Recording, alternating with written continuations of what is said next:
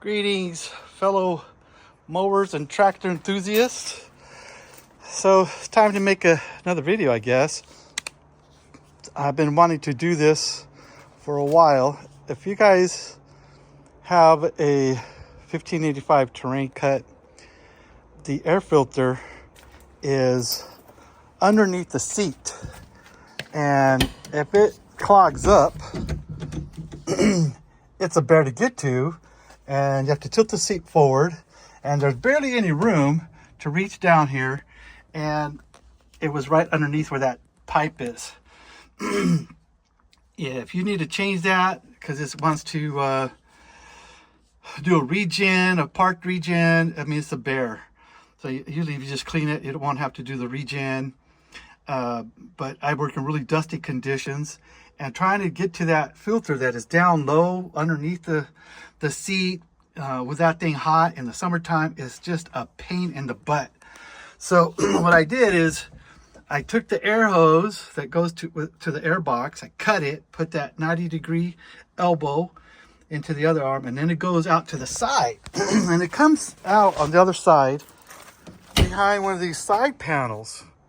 And the side panel here is really low to the wheels, so it's constantly throwing dirt up, which makes it clog up quicker, right? So it's just a pain in the butt. So that's where it comes out. If you remove the panel on this side and you look in there, that's where the hose connects. Now what I did is I took some of this corrugated vacuum hose, pretty stiff.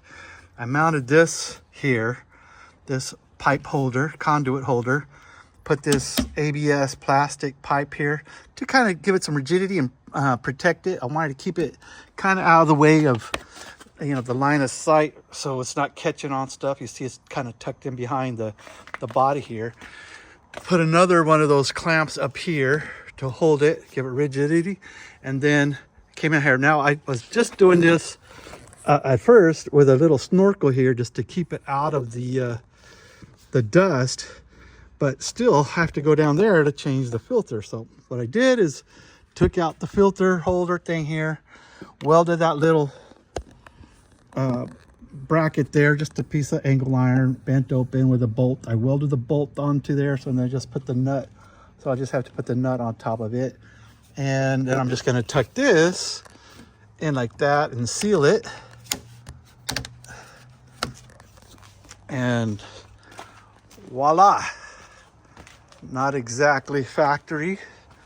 I'll probably do some more modifications to get it to look a little better, but it should hold up better and way easier to change the filters.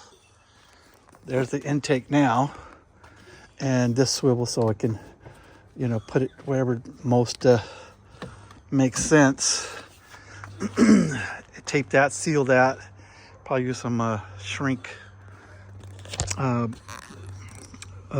insulation, and then just put the screen goes on there, and then that covers it. You see it, I mean, it's really dusty. You can see all the dust in there. Now this terrain cut is probably mostly made for golf courses and stuff like that, but I have a Peruzzo flail mower, an 1800 heavy duty, which has gnarly blades on it. I'll let you take a quick look at those so you see what those look like. And this thing is really fast, four-wheel drive, nimble.